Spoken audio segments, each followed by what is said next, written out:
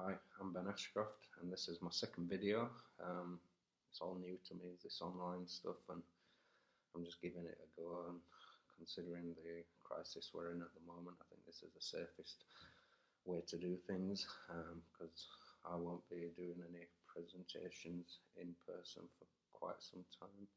Obviously, as we're on or coming up to probably lockdown and self-isolating and social distancing and stuff like that. So yeah, I hope everyone gets through it. I hope we all make it.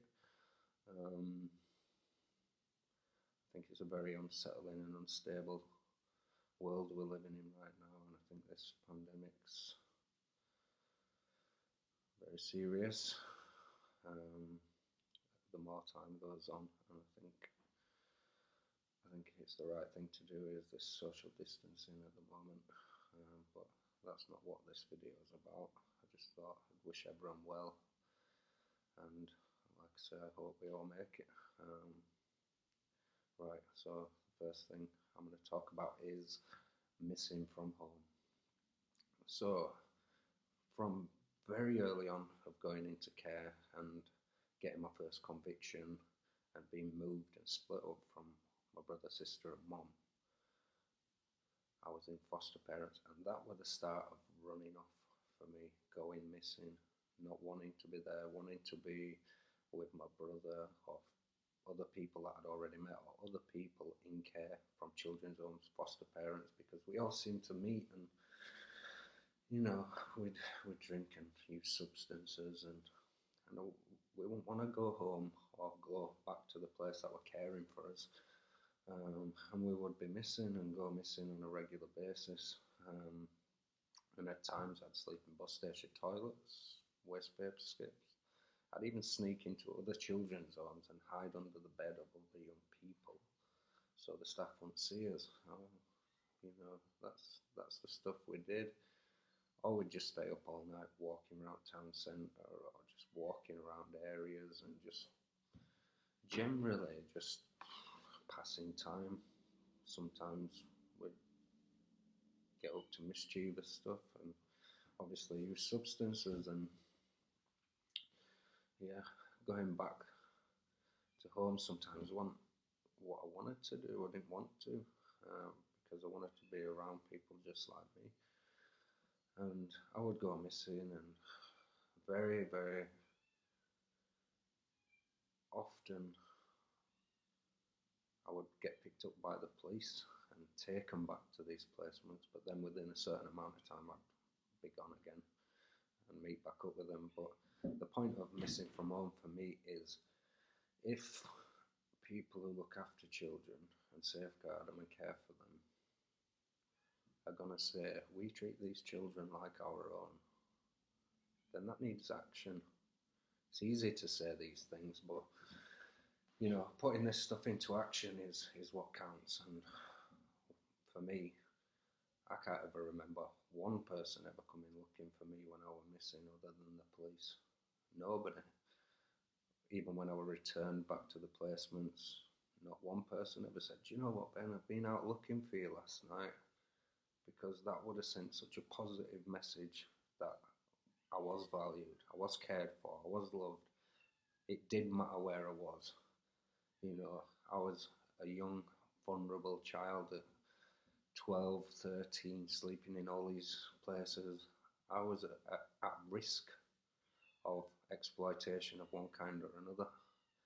But, you know, no one ever looked for me. And then after so many years from living in care to working in a residential environment and looking after kids who are in care, from being in care to looking after kids in care. I mean, the most common theme with me was I was generally the kid's favourite member of staff. And the amount of times that I heard, finally, someone that I can relate to, someone that understands me, someone that knows the experiences and experience I've been through. And that were really, really nice, because for me as well as a child, because they had someone they could relate to, someone that were prepared to listen, someone that were prepared to go above and beyond for someone who treated them like I would treat my own child, someone that actually cared about them. And I just find it a little bit, I'm not sure of the word, but I find it difficult when people say, or frustrated when people say, oh, we treat these children like our own. Right, okay, that's great. So what do you do if a child goes missing in your care and are at risk of exploitation of one form or another, or at risk to themselves or others? What do you do? Well, we ring police and we check up in the morning and in the evening and see if there's any news or see if they're being found. Great, that's really good, but it's not enough. What needs to happen, where possible, where safe to do so, is the carers, the main caregivers of these children at that time need to go out and look for these children. Whether they find them or not, that's something different, but at least when a child comes back to you, you can say, well, do you know what? I've just been looking around your area, looking for you. You know, that message that gives them children, because I've done it myself when I was working in care. I would speak to my manager and say, look, I want to go looking for these kids. I'm not prepared to say we treat these children like our own and then sit at home and do nothing, because that's not good enough.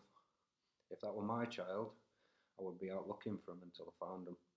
I would probably be ringing my family and friends to come and help me look for them. That's what I would do for my own child, and that's exactly what I would do and did for the children that were in my care when I worked in care. Because I'm not into all this false words and making it sound good and all that. I believe if you say something, you should do it. Don't just talk the talk, you need to walk the walk. If kids are missing, where possible, when safe to do so, go look for them. I've done that many times for children. The success rate of me finding them children was 0.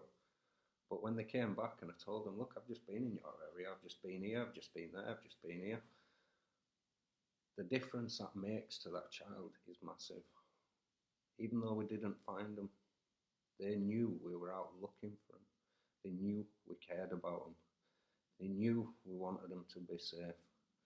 They knew that we had their best interests at heart, and we wasn't prepared to sit and put his feet up and have an easy shift, as happens and still does happen. I think we need to go above and beyond, especially if you're going to say, we treat these children like our own. If you do what you do for your own child. Simple as that. Yeah, so that's my little rant on missing from home. Secure placements. So my secure place, well, structured unit first, and I got remanded there from the local authority or to local authority care for crimes I've been committing, and because I'd go missing, I'd get curfew and I'd breach this curfew, and it got to a point where I'd get caught on a, say, Saturday afternoon, and I'd have to stay in police station till a Monday morning to get out, because I knew they couldn't do much with me. But after a short period of time, I learned the system and learned not to get caught on a weekend. And if I went missing overnight and I were walking around or sleeping in bus station toilets or paper skips or wherever, I would hand myself in to the police station around 7 o'clock in the morning, and then by 10:30, 11, I'd be out, because Group 4 would pick us up, transfer us to the court, and then be let out. And this were a regular basis. I think within a matter of a couple of months, I spent probably about 40 nights in police custody, or 40 mornings, or whatever it was. It was just a ridiculous amount of time. And you know, the message I got when I went missing, it wasn't a good one. It was like, no one give a shit anyway. So, you know, that's kind of almost became a habit. Like, I wasn't going to stay in for a curfew, and I was too young to go to a young offenders, because I had to be 15. But I didn't know about a structured unit, and that's where I first got sent when I was about 13, and I think it were 14 and 15-year-olds that it were for, and I wasn't age, but nowhere else would take me at certain points in my offending and my running away and my curfew, and I got restrained a few times in there because I were a traumatized, angry, resentful, and complex young person that needed some kind of intervention to help me, someone to ask how I was, someone to ask if I'm okay, someone to speak to me and ask what will make things better, what's not working, what is working, just basic things, and it never happened there. And I got restrained quite a few times, but the restraints at that point, I don't think there was any guidance on restraints when I were in care. It was just smash them to the ground face down, and it wasn't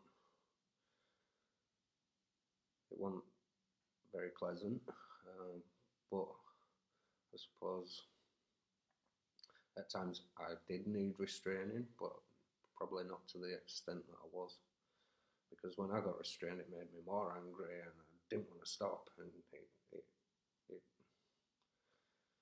made me more mad to be getting put down and sat on, and it used to make me even more angry. If I'm honest, there was kind of very, very rarely nobody ever tried to de-escalate the situation, tried to speak calmly or approach me in a certain way and have good body language and, maybe give space or planned ignorance or just whatever. None of that happened. And I think at times certain members of staff actually enjoyed doing that stuff. I think they actually thrived on that when I think back. And that was kind of just a structured unit. So from there I kind of went to a secure unit after a little while, and I enjoyed the secure unit to a certain degree in regards to education. I loved the education, I loved the structure and routine, and I quickly kind of settled into a secure placement and with that structure and routine and stuff. But again, in secure I was restrained 2 or 3 times within 3 months, and I was there for welfare grounds, and I was there with murderers and arsonists and serious offenders, serious child offenders that had done some serious crimes that, for me personally, with hindsight, I would not have placed me with them because it just didn't sit right. It doesn't sit right now, but I did kind of keep a distance from most people, if I'm honest, and kind of spent a lot of time on my own, a lot of time in my room, and that stuff, and occasionally I'd get angry and I'd smash stuff up, and again I'd get restrained and I'd have marks on me and abrasions and all sorts of stuff where I'd been restrained, and restraint took me back to places and previous experiences of being restrained, and maybe traumatic events and re-traumatizing as well. It wasn't pleasant, it were quite painful and uncomfortable, but the education was good, and I love that stuff, and I thrived within that environment. But restraints happened, and it happened to me a couple of 3 times in secure, and then from there kind of went back out again because I was there for a full psychological assessment, and it didn't happen. After a few months I was let go and back out there in community, and nothing had been changed, no intervention, no therapeutic intervention, no counselling, no psychological assessment, nothing in place for when I left. And I quickly revert back to what I was doing, and I ended up getting 6 months in Medway Secure Training Centre, which, for the crime I committed, I deserved to be punished for, and there deserved to be a consequence, and I take full responsibility for that. But at that time, secure training, it was the first secure training centre in Britain, and apparently it was for the naughtiest 40 in Britain and all this stuff, and had a lot of hype with it, and I was the first person from Calderdale to get sent there, and yeah, from the court and getting the 6-month sentence, I was transferred back to Halifax Police Station because I needed to be picked up by this Group 4 escort, and I got back to Halifax Police Station around dinner time, and I didn't get picked up till maybe 10, 11 o'clock at night. And then when they came, I was handcuffed and put in back of a van with these escorts, and then told, right, we're driving to Manchester to pick another young person up who's been sentenced to Medway as well. So we drove there and we picked him up, and there wasn't very much conversation whatsoever. Both of us were very quiet, and I presume, I know I was thinking, what's it going to be like? And I didn't understand how far Medway was, because I'd never heard of it and I'd never been there. And you know, I got told it's 5-6 hour drive, and you know, when you sat with handcuffs as a child for that amount of time, I don't think it's very pleasant, and I don't think it's appropriate personally. But yeah, that's what happened. We got to Medway, and we got medical, and we got stripped naked and searched, and then got put on different units. And very quickly it became apparent how unstable and unsettling, and how much aggression and anger and pain there was in that place. You know, there were 5 people on each unit, and there were 8 units, and yeah, when a staff member pressed a button on their radio on the unit, then in the middle it was like a circle, and then it'd have a couple of benches there, and Group 4 would be sat there.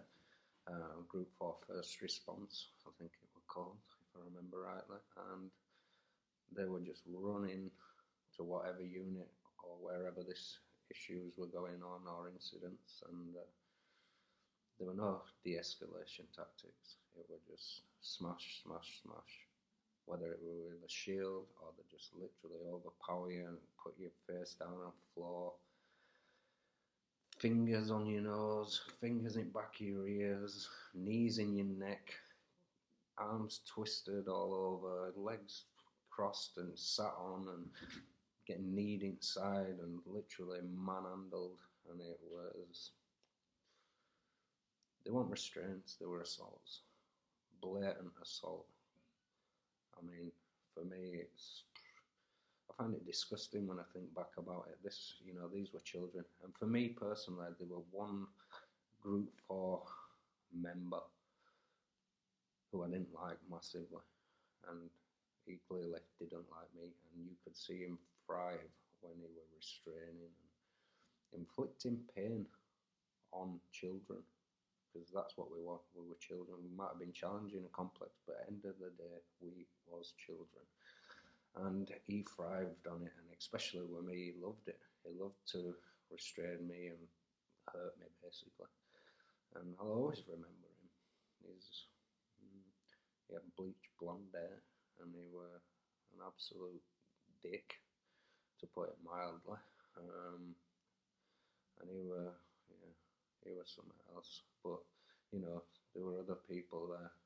And no one ever said, oh, stop it, don't do that, don't do this, you know. And I found that disgusting, because they'd all kind of join in. It was like a pack mentality, and just restrain them in any way you can. And basically, it wasn't restraints, it were assaults, you know. And that's Medway for me. It was almost like a riot all the time, you know.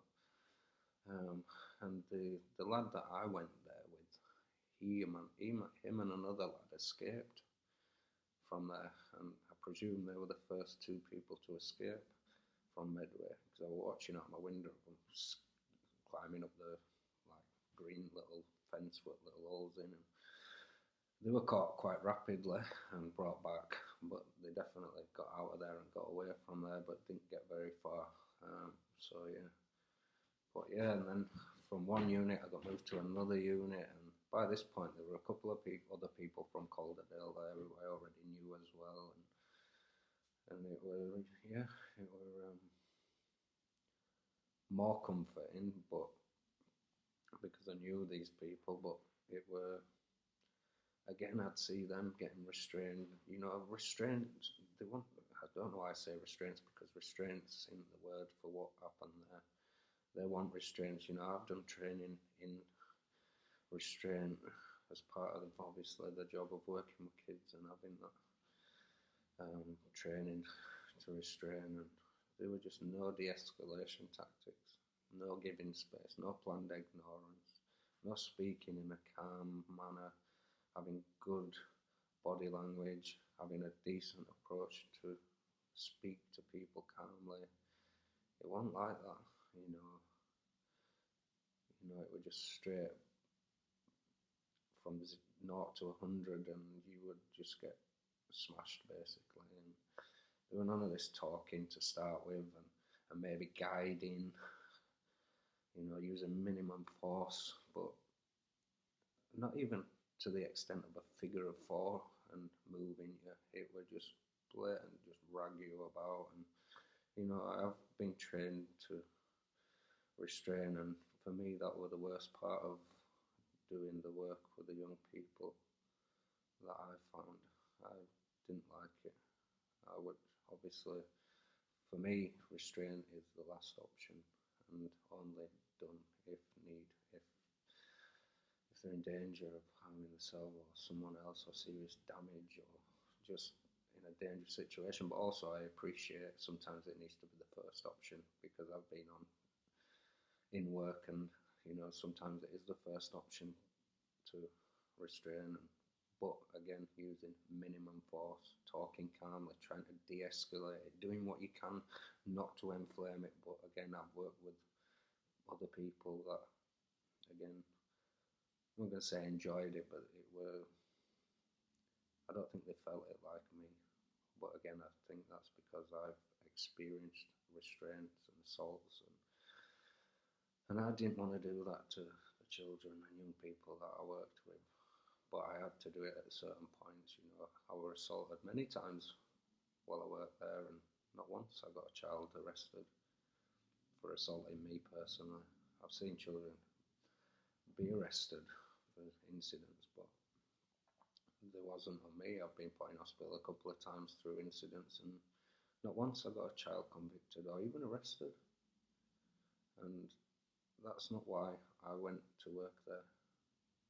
Criminalisation of vulnerable children with complex and challenging behaviours should be reduced massively. It should be a last option, and the thing that bothers me about that is some people want an easy shift. If they get this child locked up for the bare minimum of anything, then they can have an easy shift. They don't have to do no. And that is definitely something that happens, and I didn't like that kind of stuff. I believe like planned ignoring or giving space, talking, listening, these are the most powerful things. Listening and talking, I think, is the best way. But again, like I say, I'm not saying that solves everything, because it doesn't. Like I say, I've been in restraints myself and had to restrain, and it's the worst part of that kind of work for me. It never sat right, but also I appreciate that it had to be done at certain points. And yes, but it's certainly not something that I enjoyed at all. And not only that, these children are already traumatized, been through certain exploitations, and I don't think holding these children and restraining them is helpful to them for the mental health, the well-being, the psychological well-being, emotional health. I just think it's not good to do that. But again, like I say, I appreciate that it has to be done at certain points.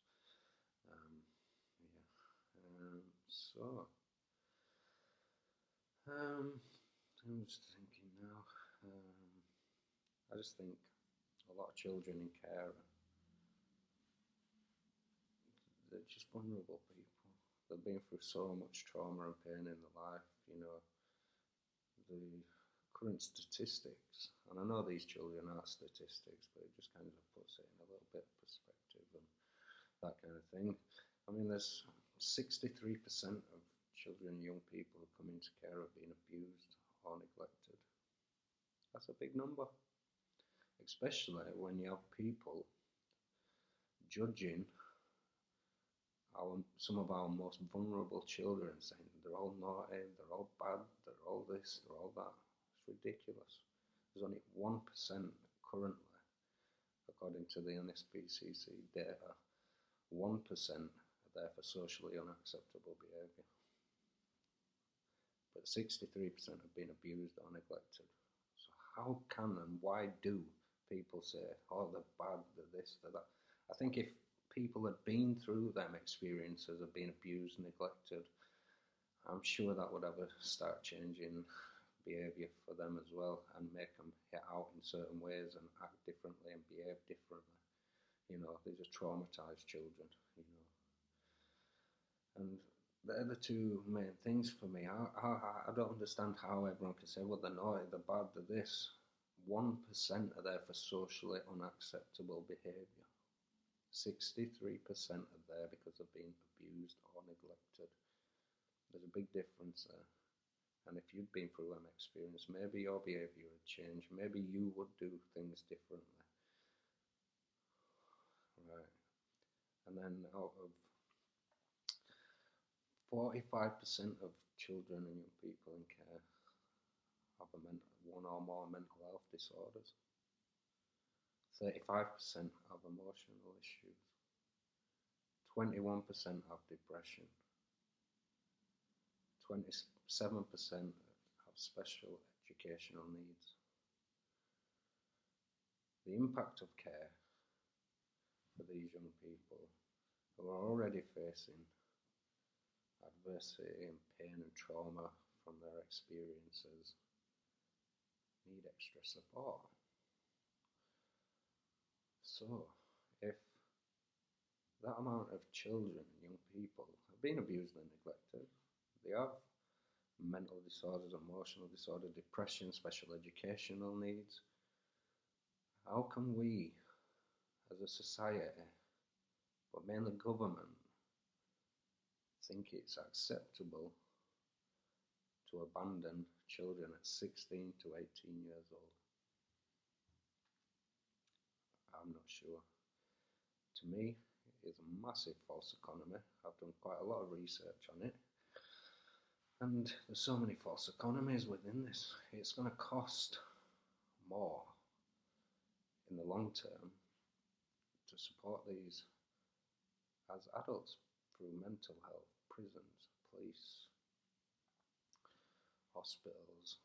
It's a false economy not to support these children and give them positive relationships where trust is established, where they have some stability, some support, love, people that care for them, people that will be there for them no matter what.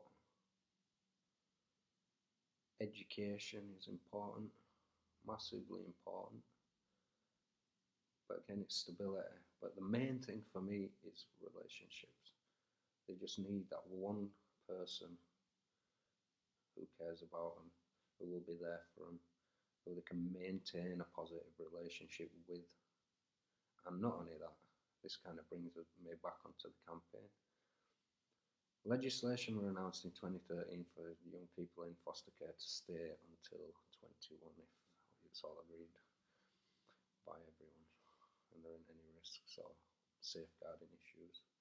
But a quick point I'd clarify is, how can someone, when they turn on their 18th birthday, be a risk or a safeguarding concern, but there wasn't one the day before? It's ridiculous. Because residential care children and young people, they were 9% when this legislation were announced. It's now 13% of young people are in residential care. And certain local authorities are building more homes. So, children in residential care often don't go in there till 14, 15, when they should have gone in earlier instead of trying failed foster parent after foster parent after foster parent. I know from my personal experience that a lot of kids I've worked with and spoke to have told me, I just wanted to be in residential care. I wanted to be with people just like me. I didn't like it in foster care. And that's not to say because foster care is bad, because foster care helps so many young people, and it is a positive option and the right option for many kids. But also on the other hand of that, it's not the best option and placement for some other kids. I've met many kids that love being in residential care. One said that, just because I'm in a residential care placement and they're in a foster care placement, doesn't mean that I don't want to live here. And they said they'd love to stay there till 21, as many other children have told me as well, who I've come across within work and on local and national and European projects. Have told me they'd love to be able to stay and afforded the same rights as the brothers and sisters in foster care. And for me and thousands of others, and the Every Child Leaving Care Matters team of volunteers, that we've been doing this for over 6 years, and we don't get paid for this. We pay for everything out of our own pocket. We campaign daily in one way or another. All the people that volunteer their time to our campaign are amazing. Why these people care. They understand. Many are care experienced or work within as social workers and that kind of thing. And, the majority of people get it, but also there's a massive majority of the public that don't get it. And I don't think it's because they don't care. I think it's because they don't know enough. And that's my kind of take on it. And I believe, as I'll tweet on a regular basis, every child leaving care matters, no matter where they live. To discriminate against some of our most vulnerable children who arguably need the support more than most in society are abandoned by the state, and it's shocking. We're in 2020, we're the 5th richest economy on the planet, and we still can't do the right thing by our children, our future. And it makes me sad, because we have I think we're 70, 80 politicians that publicly support us, which is great, but I think if this were politicians' children, there'd be 650. And I truly believe that. But there is definitely good politicians, because all I hear is, politicians are the same, this and that. But I genuinely don't believe that, because I've met so many politicians that actually do give a shit, that do care what happens. The patrons of the Every Child Leaving Care Matters Res Care to 21 campaign in Motherwell book was a social worker, Bill Esterson, who is a patron for us as well, adopted children, and he gets this stuff. And so does she, and so do many other politicians. And I think in 2020 it's about time we did the right thing for our children and help them thrive and not just survive. Our children have a lot of potential, and it's partly our responsibility to help them thrive and reach their full potential.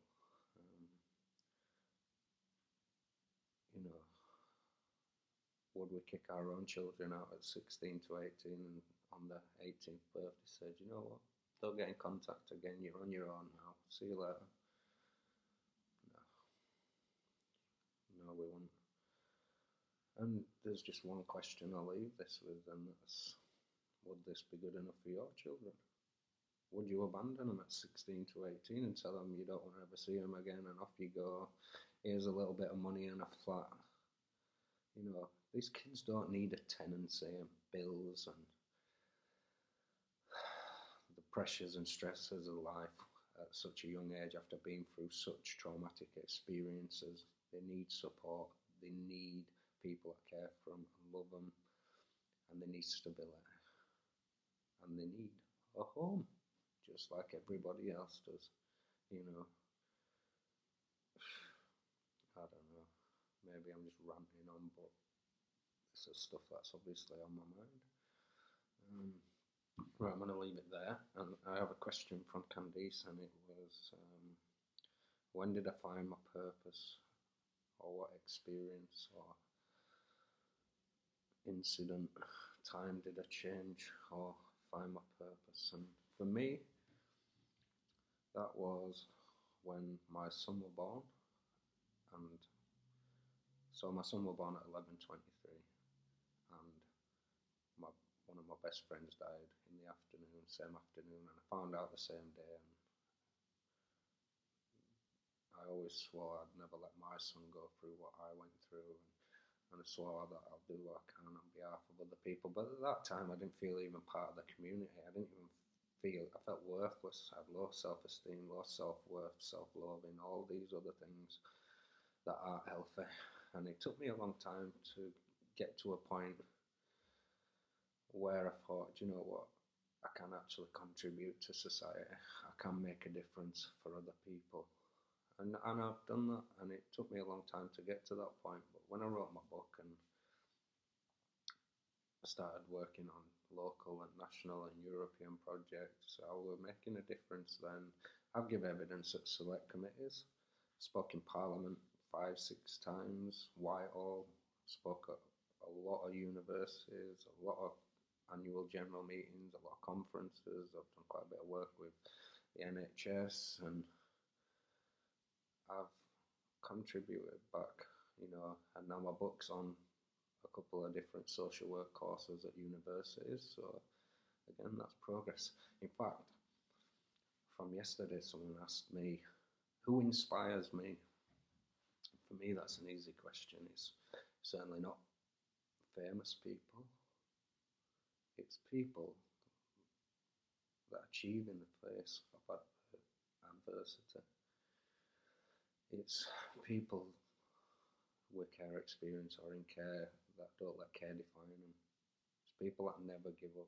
It's people that are kind. It's people that help other people. It's, it's the basics for me. It's people that help, people that are kind, people that want other people to achieve or help them achieve.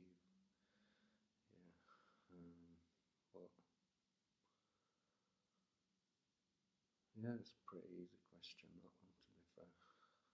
People with care experience or in care. And also, I'll answer this question as well. What's my biggest achievement?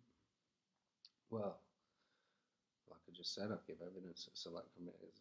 I've spoken in Parliament many times, even been to Buckingham Palace as thanks for my services to children, young people and families. Are they my biggest achievements? No. Probably say my son's one of them. And I'd probably definitely say that when I get letters, emails from young people in care or who have just left care and tell me that I inspired them to go on and pass the GCSEs, the A levels, and I've inspired them. For me, that is my biggest achievement, helping somebody else. That is the biggest achievement, helping somebody else to get by through a tough time that they might have been going through, and to have inspired them to do something positive with their life is, I find that remarkable and humbling, and that's what it's about for me, helping other people achieve. I hope everyone makes it. And on that note, I will leave it there. Thank you for watching. If you have any questions, let me know via Twitter, or you can comment, I think, on the bottom of these YouTube videos. Like I say, it's all new to me, so yeah, thank you.